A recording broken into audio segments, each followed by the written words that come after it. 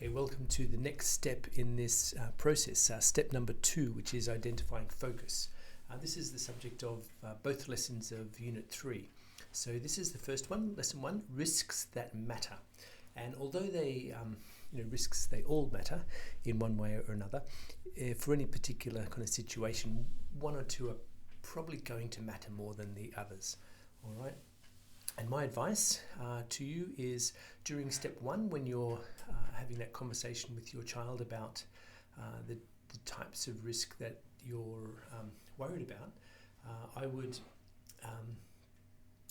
make sure that in this step, when you're identifying a focus, that you include something that you're very worried about, but also something that your child is very worried about. And as we saw in the last lesson with the sandpit example, those things may be different, but you can kind of learn something from definitely your child's world by kind of listening to them, and they really do bring a different perspective that we oftentimes, as adults, we either can't see or don't see, right? So during this step, when we're looking at the risks that really matter, my advice from the outset is to try to select something that's from your perspective, but also something that's from your child's perspective. That will, I think, smooth the conversation. Just at least in my experience, I've found that to be so. Now, just going back over these steps, we have this first one. We've imagined all sorts of risks, all sorts of the terrible things that can happen, and with the understanding that our imaginations are big, scary places, right? So we want to keep those imaginings realistic, but also fairly broad, and that's why I have suggested that you try to kind of expand the range of things that you're a little bit, or that at least come to mind when you're thinking of specific situations, right? So now we're in this identifying focus, which is what are we most anxious about? And when I say the we, I'm talking about everyone who's involved in that conversation, right? So it's the parent as well as the child. Now, going back to this diagram, I've kind of illustrated it like this as a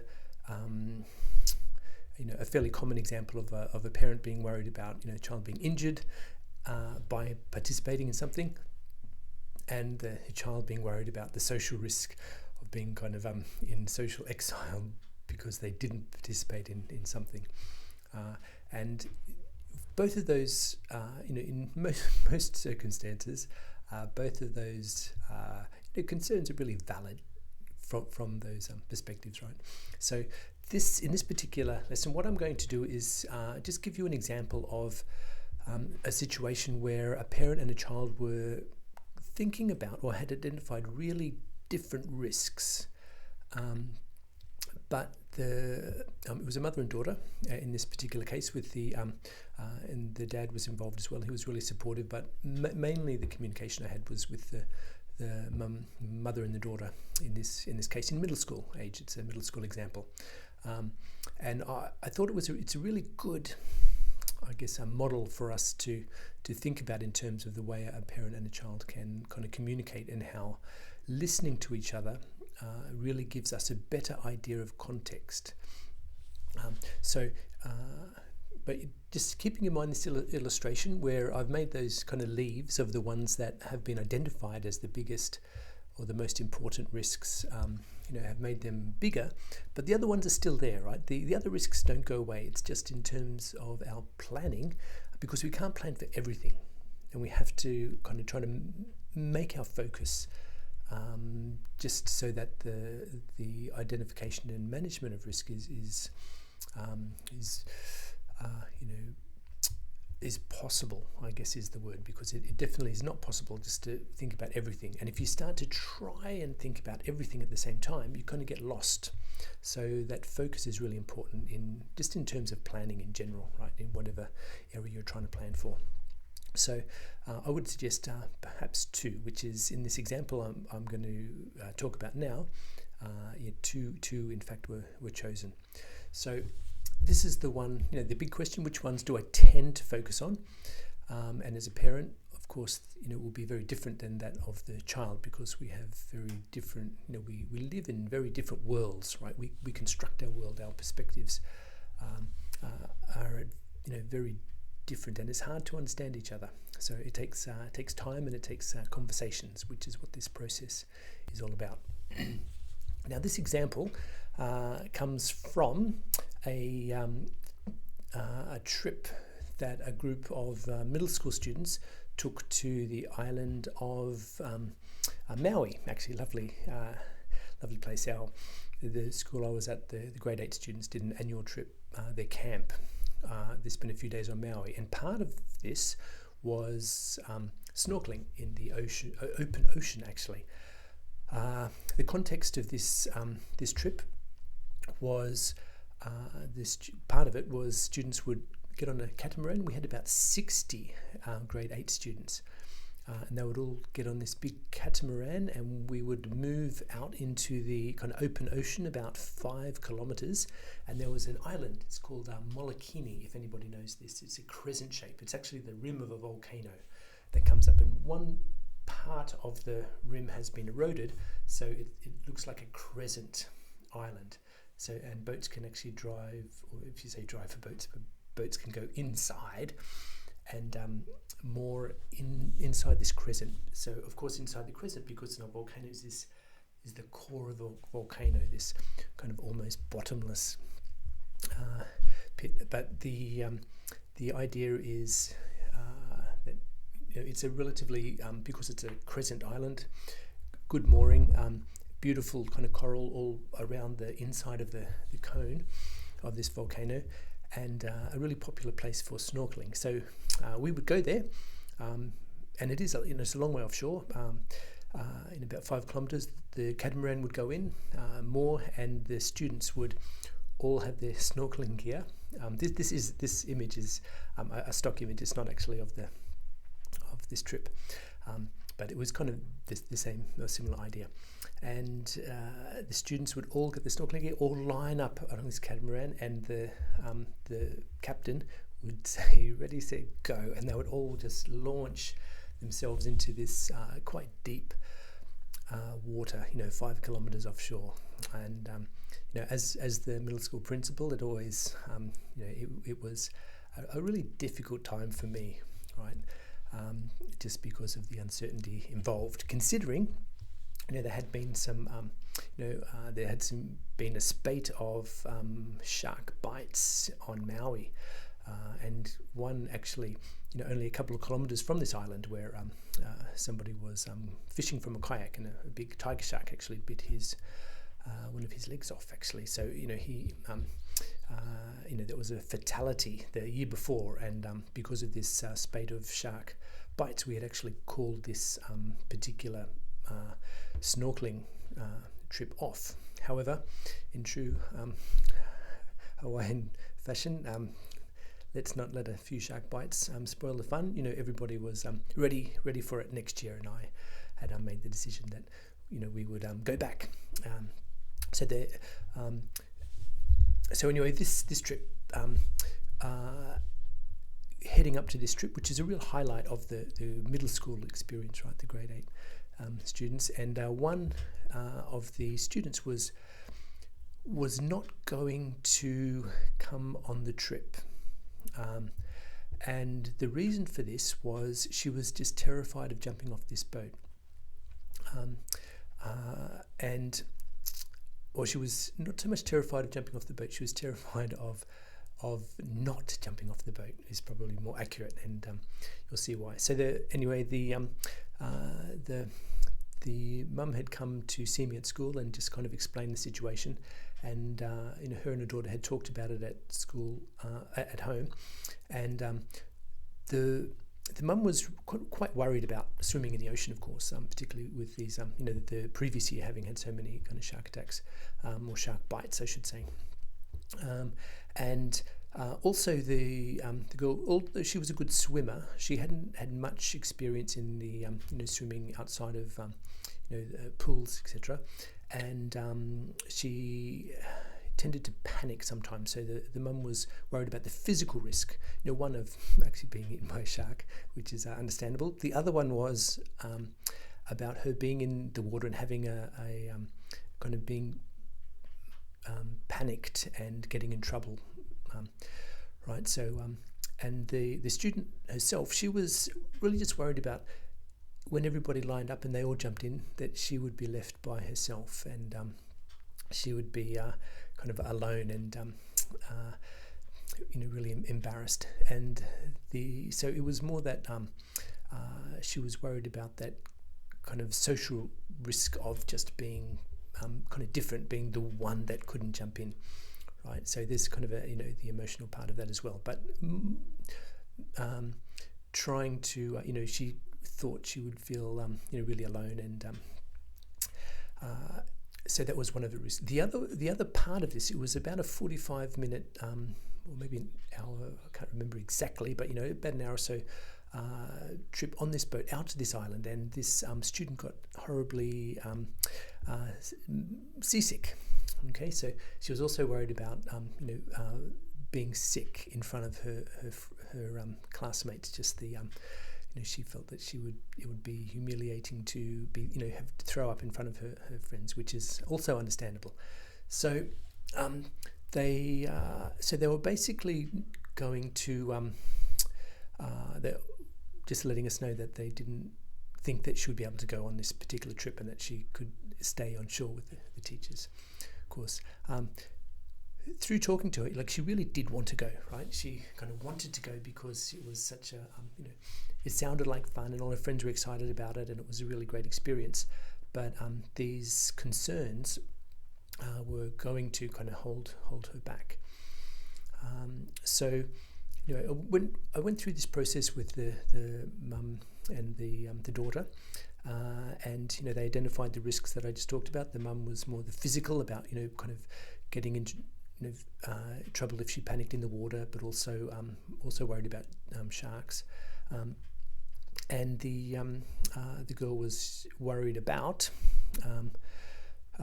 being really embarrassed by not either jumping off the boat or being the one that was seasick. So we identified those two as the main those main risks, and then we kind of started to look at a plan for those, I'll give you the kind of a rundown in the next unit when we look at planning, but it did give us a starting point, right? We were able to look at the whole spectrum of different risks that were out there, and able to identify this physical risk from the mum side, but also the this emotional risk from the daughter side. We didn't really consider it. I wouldn't say we. In the conversation, it didn't really come through as being a social risk, because the student, she was really confident that her friends would be supportive and they were understanding. It was more just that she knew how she would feel if she was throwing up on the boat, or if she was the one left standing when everybody jumped in.